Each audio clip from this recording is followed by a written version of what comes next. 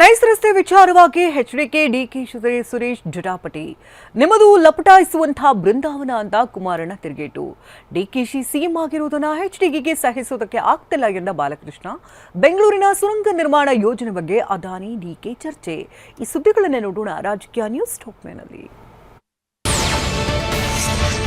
Nice toll ಸಂಗ್ರಹದ ವಿಚಾರವಾಗಿ ರಾಜ್ಯ ರಾಜಕಾರಣದಲ್ಲಿ ಸಮರ ಶುರುವಾಗಿದೆ. ನೈಸ್ ರಸ್ತೆಯಲ್ಲಿ ಟೋಲ್ ಪಾವತಿ ಮಾಡದಂತೆ ಕರೆ ನೀಡಿದ್ದ ಕೇಂದ್ರ ಸಚಿವ ಎಚ್ಡಿ ಕುಮಾರಸ್ವಾಮಿ ಮಾತಿಗೆ ಮಾಜಿ ಸಂಸದ ಡಿಕೆ ಸುರೇಶ್ ಕಿಡಿಕಾರಿದ್ದಾರೆ.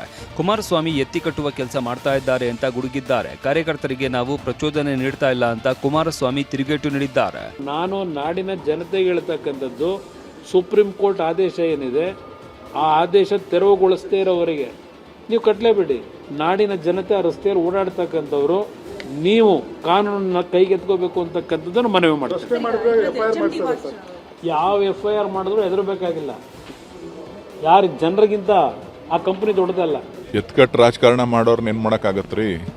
ರಾಜಕಾರಣದಲ್ಲಿ ಕೆಲಸ ಮಾಡಿ ಬದುಕಬೇಕು ಅನ್ನೋದಿಲ್ವಲ್ಲ, ಕೆಲಸ ಮಾಡಿ ತೋರಿಸ್ಬೇಕು ಅನ್ನೋದಿಲ್ಲ. ಎತ್ಕಟ್ತಾ ಇದ್ದಾರೆ ಅನ್ನೋದನ್ನ ನೋಡಬೇಕು. ಅದೊಂದೇ ಟೋಲ್ ಯಾಕೆ ಹೇಳ್ತಾರೆ?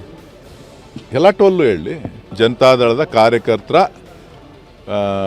ಎತ್ಕಟ್ಟು ಅಂತ ಪ್ರಯತ್ನ ಅಷ್ಟೇ. ನಮ್ಮ ಸಂಸ್ಕೃತಿಯ ಬೃಂದಾವನ ಕಟ್ಟಿ ಪೂಜೆ ಮಾಡೋರು ನಾವು. ಕಾರ್ಯಕರ್ತರನ್ನ ಸುಮ್ಮನೆ ಎತ್ಕಟ್ಟಿ ಅಭಿವೃದ್ಧಿಗೆ ವಿರೋಧ ಮಾಡೋರಲ್ಲ ನಾವು. ಅವರನ್ನು ಹೇಳ್ಕೊಂಡವರನ್ನೇ ಹರಿಕಾರ ಮಹಾನುಭಾವ. ಯಾವ ನೈಸ್ ರಸ್ತೆಯಲ್ಲಿ ರೈತರ ಭೂಮಿನ 20 ವರ್ಷದಿಂದ ಅಕ್ವೈರ್ ಮಾಡಿ ದುಡ್ಡು ಕೊಡದೆ 20 ವರ್ಷ ಆಗಿದೆ. ಮಾಡೋದಿಲ್ಲ ಅನಾಚಾರ, ಮನೆ ಮುಂದೆ ಬೃಂದಾವನ ಅಂತ ಕೇಂದ್ರ ಸಚಿವ ಎಚ್ಡಿ ಕುಮಾರಸ್ವಾಮಿ ವಿರುದ್ಧ ಮಾಜಿ ಸಂಸದ ಡಿಕೆ ಸುರೇಶ್ ಲೇವಡಿ ಮಾಡಿದ್ದಾರೆ. ಇದಕ್ಕೆ ಪ್ರತ್ಯುತ್ತರ ನೀಡಿರುವ ಕುಮಾರಸ್ವಾಮಿ ನಿಮ್ಮದು ಲಪಟಾಯಿಸುವ ಬೃಂದಾವನ ಅಂತ ಛೇಡಿಸಿದ್ದಾರೆ. ಎಲ್ಲ ಟೋಲ್ನು ಹೇಳಿ, ಯಾವ ಟೋಲ್ಗೂ ದುಡ್ಡು ಕೊಡಬೇಡಿ ಅಂತ ಹೇಳ್ಬಿಟ್ಟು ಎಲ್ಲ ಟೋಲ್ಗೂ ಹೇಳಿ. ಮಾಡೋದೆಲ್ಲ ಅನಾಚಾರ, ಮನೆ ಮುಂದೆ ಬೃಂದಾವನ. ನೀವು ಅವರಿಗೆ ಬೆಂಬಲ ಕೊಡ್ತೀರಿ, ಅವ್ರು ಮಾತಾಡ್ತಾರೆ. ಅವ್ರತಾ ಇದೆಯಲ್ಲ ಬೃಂದಾವನಗಳು. ದಿನ ಸೂಟ್ಗೆ ಸಿಡ್ಕೊಂಬರೋರನ್ನ ಎಲ್ಲೆಲ್ಲಿ ಭೂಮಿ ಸಿಗ್ತದೆ ಅಂತ ಹೇಳಿ ಲಪಟಾಯಿಸ್ತಕ್ಕಂಥ ಕೆಲಸ ಮಾಡ್ತಕ್ಕಂಥ ಬೃಂದಾವನ ಕಟ್ಟಿಲ್ಲ ನಾವು. ನಮ್ಮ ಸಂಸ್ಕೃತಿಯ ಬೃಂದಾವನ ಕಟ್ಟಿ ಪೂಜೆ ಮಾಡೋರು ನಾವು. ಡಿಕೆ ಶಿವಕುಮಾರ್ ಅವರು ಮುಖ್ಯಮಂತ್ರಿ ಆಗಿರುವುದನ್ನ ಕುಮಾರಸ್ವಾಮಿ ಅವರಿಗೆ ಸಹಿಸಲಾಗ್ತಾ ಇಲ್ಲ ಅಂತ ಸಚಿವ HC ಬಾಲಕೃಷ್ಣ ಕುಟುಕಿದ್ದಾರೆ. ಸಿಎಂ ಡಿಕೆ ಶಿವಕುಮಾರ್ ನೋಡಿದ್ರೆ ಕುಮಾರಸ್ವಾಮಿ ಅವರಿಗೆ ಹೊಟ್ಟೆ ತೊಳಸುತ್ತೆ ಅಂತ ಲೇವಡಿ ಮಾಡಿದ್ರು. ಇದಕ್ಕೆ ತಿರುಮಂತ್ರ ನೀಡಿರುವ ಕುಮಾರಸ್ವಾಮಿ ನಾನು ಧ್ವನಿ ಎತ್ತಿದ್ರೆ ನಿಮಗೆ ಹೊಟ್ಟೆ ನೋವು ಅಂತ ತಿರುಮಂತ್ರ ಹಾಕಿದ್ದಾರೆ. ಅವ್ರಿಗೆ ಏನು ಕಾಣಿಸ್ತಾ ಇದೆ? ಮುಖ್ಯಮಂತ್ರಿಗಳಿಗೆ ಕೆಟ್ಟ ಹೆಸರು ಬರಬೇಕು. ಅವ್ರ ಮನಸ್ಸಲ್ಲಿರ್ತಕ್ಕಂಥ ಉದ್ದೇಶನೇ ಅದು. ಹೊಟ್ಟೆ ಒಳಗಡೆ ತೊಳಸ್ತದೆ ಅವ್ರಿಗೆ. ಅವ್ರನ್ನ ಡಿಕೆ ಶಿವಕುಮಾರ್ ಅವ್ರನ್ನ ನೋಡಿದ ತಕ್ಷಣ ಹೊಟ್ಟೆ ಒಳಗೆ ತೊಳಸಕ್ಕೆ ಶುರು ಆಗ್ಬಿಡ್ತದೆ. ಅಕ್ರಮಗಳು ನಡೆದಂಥ ಸಂದರ್ಭದಲ್ಲಿ ಯಾರ್ಯಾರು ಯಾವ್ಯಾವ ಥರ ನಡ್ಕೊಂಡಿದ್ದೀರಿ, ಯಾರ್ಯಾರು ಯಾವ್ಯಾವ ರೀತಿಯಲ್ಲಿ ಅವಕ್ಕೆಲ್ಲ ಬೆಂಬಲ ಕೊಟ್ಟಿದ್ದೀರಿ. ಇವತ್ತು ನಾನು ಧ್ವನಿ ಎತ್ತಿದ್ರೆ ನಿಮ್ಗೆ ಹೊಟ್ಟೆ ನೋವು ಬಂದ್ರೆ ನಾನೇನು ಮಾಡಲಿ? ನೈಸ್ ರಸ್ತೆಯಲ್ಲಿ ಟೋಲ್ ಕಟ್ಟಬೇಡಿ ಅಂತ ಕೇಂದ್ರ ಸಚಿವ ಕುಮಾರಸ್ವಾಮಿ ಅವರು ಕೇಂದ್ರದಿಂದ ಆದೇಶ ಹೊರಡಿಸಲಿ ಅಂತ ಬಾಲಕೃಷ್ಣ ಸವಾಲ್ ಹಾಕಿದ್ದಾರೆ. ಇದಕ್ಕೆ ಟಾಂಗ್ ಕೊಟ್ಟಿರುವ ಕುಮಾರಸ್ವಾಮಿ ನಿಮಗೇನಾದರೂ ಓದೋದಕ್ಕೆ ಬರುತ್ತಾ ಅಂತ HDK ಪ್ರಶ್ನಿಸಿದ್ದಾರೆ. ನಾವು ಮಂತ್ರಿ ಮಾಡಿರೋದವ್ರನ್ನ ಕೇಂದ್ರದಲ್ಲಿ ಕೆಲಸ ಮಾಡಲಿ ಅಂತ, ಅಲ್ಲಿಂದ ಅದು ಆದೇಶ ಮಾಡಿಸ್ಲಿಕ್ಕೆ ಕೇಂದ್ರದಿಂದ ಆದೇಶ ಮಾಡಿಸ್ಲಿ. ಈ ಥರ ಆಗಿದೆ, ಇದನ್ನು ಸ್ಟಾಪ್ ಮಾಡಿ ಅಂತ ಆದೇಶ ಮಾಡಿಸ್ಲಿ. ಅದು ಬಿಟ್ಬಿಟ್ಟು ಒಂಥರ ಆದಿಲ್ಲಿ ಬೀದಿಲಿ ಬೇರೆ ಬೇರೆಯವ್ರನ್ನ ಮಾಡ್ತಾರಲ್ಲ, ಆ ಥರ ಬಿಹೇವಿಯರ್ನ ದಯಮಾಡಿ ಬಿಡಬೇಕು ಅಂತ ಮನವಿ ಮಾಡ್ತೀವಿ. ಇಲ್ಲಿ ಈಗೇನೋ ಶಾಸಕ ಅವನಲ್ಲ ಮಂತ್ರಿ ಮಾಡಿಬಿಟ್ಟವ್ರೆ. ಇದಂತೂ ಕುಮಾರಸ್ವಾಮಿ ಹೋಗಿ ಕೇಂದ್ರ ಸರ್ಕಾರದ ಮುಂದೆ ಅರ್ಜಿ ಕೊಟ್ಬಿಟ್ಟು ಟೋಲ್ ನಿಲ್ಲಿಸ್ಬೇಕಂತೆ. ಏನಾದರೂ ಗೊತ್ತಿದೆಯಾ? ಓದ್ತಾರ? ಸಬ್ಜೆಕ್ಟ್ ಗೊತ್ತಿದೆಯಾ? ಆ ರಸ್ತೆ ಕರ್ನಾಟಕ ರಾಜ್ಯ ಸರ್ಕಾರಕ್ಕೆ ಸೇರಿರ್ತಕ್ಕಂಥ ರಸ್ತೆ. ಅದು ನ್ಯಾಷನಲ್ ಹೈವೇಗೆ ಸೇರಿರೋ ರಸ್ತೆ ಅಲ್ಲ ಅದು.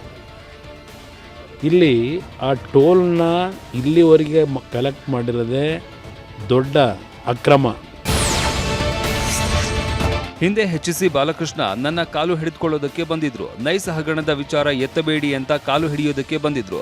ಇವರಿಂದ ನಾನು ಪಾಠ ಕಲಿಬೇಕಾ ಅಂತ ಕುಮಾರಸ್ವಾಮಿ ವಾಗ್ದಾಳಿ ನಡೆಸಿದ್ದಾರೆ. ಆ ಕಂಪನಿ ಜೊತೆ ಶಾಮೀಲಾಗಿ ರೈತರನ್ನ ಮುಖ್ಯಮಂತ್ರಿ ಬೀದಿಗೆ ತಂದಿದ್ದಾರೆ. 4,000 ಕುಟುಂಬಗಳಿಗೆ ನಿವೇಶನ ನೀಡಿಲ್ಲ ಅಂತ ಕುಮಾರಸ್ವಾಮಿ ಆರೋಪಿಸಿದ್ದಾರೆ. ಒಂದು ಬಾರಿ ನನ್ನ ಜೊತೆಲೇ ಇದ್ದ. ಆ ಟೈಮಲ್ಲಿ ಅವರಿಬ್ಬರು ಪಟಾಲಂಗಳು ಕಾಂಟ್ರಾಕ್ಟರ್ಸನ್ನೆಲ್ಲ 500-600 ಕೋಟಿ ಕೆಲಸ ಮಾಡಿ ದುಡ್ಡು ಹೊಡೆದಿದ್ದಾರಲ್ಲ. ಅಯ್ಯೋಯ್ಯೋ ಅಣ್ಣ ಎತ್ತಬೇಡ ಅಣ್ಣ ವಿಷಯ ಅಣ್ಣ ಅಂತ ಬಂದು ಕಾರ್ ಹಿಡ್ಕೊಳಕ್ಕೆ ಬಂದಿದ್ದಲ್ಲ. ಅದು ನೆನೆಸ್ಕೋಬೇಕು. ಇವರೆಲ್ಲ ಯಾಕೆ ಬಂದವ್ರೆ ಅಂತೇಳಿ ಇವರಿಂದ ನಾನು ಕಲಿಬೇಕಾ? ನೈಸ್ ರಸ್ತೆಯಲ್ಲಿ ಟೋಲ್ ಕಟ್ಟಬೇಡಿ ಅಂತ ಕರೆ ನೀಡಿರುವ ಕುಮಾರಸ್ವಾಮಿ ಮಾತನ್ನ ವಿಪಕ್ಷ ನಾಯಕ ಆರ್ ಅಶೋಕ್ ಸಮರ್ಥಿಸಿಕೊಂಡಿದ್ದಾರೆ. ನೈಸ್ ಅನ್ನೋದು fraud project. Bengaluru Mysuru express way ಇದ್ದಾಗ ನೈಸ್ ಅಗತ್ಯವಿಲ್ಲ. ನೈಸ್ ಯೋಜನೆಗಾಗಿ ರೈತರ ಜಮೀನು ಅಕ್ರಮವಾಗಿ ಕಸಿದುಕೊಂಡಿದೆ ಅಂತ ಆರ್ ಅಶೋಕ್ ಹೇಳಿದ್ದಾರೆ. ಸಾರ್ವಜನಿಕರಿಗೆ ವಿನಂತಿ ಮಾಡ್ತೀನಿ, ದಯವಿಟ್ಟು ಈಗಾಗಲೇ ಹೈಕೋರ್ಟ್ ಅದನ್ನು ಫ್ರಾಡ್ ಅಂತ ಹೇಳಿರೋದ್ರಿಂದ ಫ್ರಾಡ್ಗಳಿಗೆ ದುಡ್ಡು ಕಲೆಕ್ಟ್ ಮಾಡುವಂಥ ಅಧಿಕಾರ ಇಲ್ಲ, ಕೋರ್ಟ್ ಹೇಳಿರೋದ್ರಿಂದ. ಮಹತ್ವದ ಬೆಳವಣಿಗೆಯೊಂದರಲ್ಲಿ ಅದಾನಿ ಸಮೂಹ ಸಂಸ್ಥೆಯ ಮುಖ್ಯಸ್ಥ ಗೌತಮ್ ಅದಾನಿ ಅವರು ಮುಖ್ಯಮಂತ್ರಿ ಡಿಕೆ ಶಿವಕುಮಾರ್ ಅವರನ್ನ ಭೇಟಿಯಾಗಿ ಮಾತುಕತೆ ನಡೆಸಿದ್ದಾರೆ. ಸದಾಶಿವನಗರದಲ್ಲಿ ಇರುವ ಮುಖ್ಯಮಂತ್ರಿ ಅವರ ಅಧಿಕೃತ ನಿವಾಸಕ್ಕೆ ನಿನ್ನೆ ಭೇಟಿ ನೀಡಿದ ಗೌತಮ್ ಅದಾನಿ ಸುಮಾರು 1 ತಾಸು ಸಮಾಲೋಚನೆ ನಡೆಸಿದರು. ಖಾಸಗಿ ಕಾರ್ಯಕ್ರಮವೊಂದರಲ್ಲಿ ಪಾಲ್ಗೊಳ್ಳೋದಕ್ಕೆ ನಿನ್ನೆ ಬೆಂಗಳೂರಿಗೆ ಬಂದಿದ್ದ ಗೌತಮ್ ಅದಾನಿ ಅವರು ಡಿಕೆಶಿಯನ್ನ ಭೇಟಿ ಮಾಡಿರೋದು ರಾಷ್ಟ್ರ ಮಟ್ಟದಲ್ಲೂ ಚರ್ಚೆಗೆ ಗ್ರಾಸವಾಗಿದೆ. ಆದರೆ ಇದೊಂದು ಸೌಜನ್ಯದ ಭೇಟಿ ಅಂತ ಸಿಎಂ ಡಿಕೆಶಿ ಸ್ಪಷ್ಟನೆ ನೀಡಿದ್ದಾರೆ. ಅವರು after the first time after I became ನಾನು ಚೀಫ್ ಮಿನಿಸ್ಟರ್ ಆದಮೇಲೆ ಮೊದಲನೇ ಬಾರಿಗೆ ಅವ್ರಿಗೆ ಬಂದು ಇಲ್ಲಿ ಭೇಟಿ ಮಾಡಬೇಕು. ಇಲ್ಲಿ ಬೇಕಾದಷ್ಟು ಅವರೆಲ್ಲ ವೃತ್ತಿ ಮಾಡ್ತಾ ಇದ್ದಾರೆ. ಸೌಜನ್ಯಕ್ಕೆ ಅವ್ರು ಬಂದಿದ್ರು, ಭೇಟಿ ಮಾಡಿದ್ರೆ ಹೋಗಿದ್ದಾರೆ.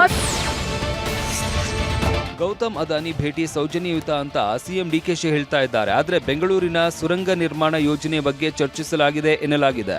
ಸೆಂಟ್ರಲ್ ಸಿಲ್ಕ್ ಬೋರ್ಡ್ನಿಂದ ಹೆಬ್ಬಾಳದವರೆಗೆ 16.75 ಕಿಲೋಮೀಟರ್ ಉದ್ದದ ಸುರಂಗ ರಸ್ತೆಗೆ ಅದಾನಿ ಸಂಸ್ಥೆ ಅತ್ಯಂತ ಕಡಿಮೆ ಬಿಡ್ ಸಲ್ಲಿಸಿದ ಕಂಪನಿಯಾಗಿದೆ. ಈ ಸಂಬಂಧ ಅಂತಿಮ ಹಂತದ ಪ್ರಕ್ರಿಯೆಗಳು ಆಗಬೇಕಾಗಿದೆ. ಹೀಗಾಗಿ ಈ ಬಗ್ಗೆ ಸಿಎಂ ಅದಾನಿ ಜೊತೆ ಚರ್ಚಿಸಿದ್ದಾರೆ ಎನ್ನಲಾಗಿದೆ. ಅದಾನಿ ಅವರನ್ನ ಬಿಜೆಪಿ ಏಜೆಂಟ್ ಅಂತ ರಾಹುಲ್ ಗಾಂಧಿ ಟೀಕಿಸಿದ್ದರು. ಆದರೆ ಕರ್ನಾಟಕ ಸರ್ಕಾರ ಅದಾನಿಗೆ ರೆಡ್ ಕಾರ್ಪೆಟ್ ಹಾಕಿದೆ. ಇದಕ್ಕೆ ರಾಹುಲ್ ಗಾಂಧಿ ಅನುಮತಿ ನೀಡಿದ್ದಾರೆಯೇ ಅಂತ ವಿಪಕ್ಷ ನಾಯಕ ಆರ್ ಅಶೋಕ್ ಪ್ರಶ್ನಿಸಿದ್ದಾರೆ. ಟನಲ್ ರಸ್ತೆಗಾಗಿ ಉದ್ಯಾನ ಲೇಕ್ಗಳ ಜಾಗ ಕಬಳಿಸೋದಕ್ಕೆ ರಾಜ್ಯ ಸರ್ಕಾರ ಮುಂದಾಗಿದೆ ಅಂತ ಅಶೋಕ್ ಆರೋಪಿಸಿದ್ದಾರೆ. ಕರ್ನಾಟಕ ಸರ್ಕಾರ ಅದಾನಿ ಅವರಿಗೆ ರೆಡ್ ಕಾರ್ಪೆಟ್ ಹಾಕಿದೆಯಲ್ಲ, ಇವತ್ತು ಭೇಟಿನೂ ಕೂಡ ನಡೀತಾ ಇದೆ. ರಾಹುಲ್ ಗಾಂಧಿ ಪರ್ಮಿಷನ್ ಕೊಟ್ರಾ?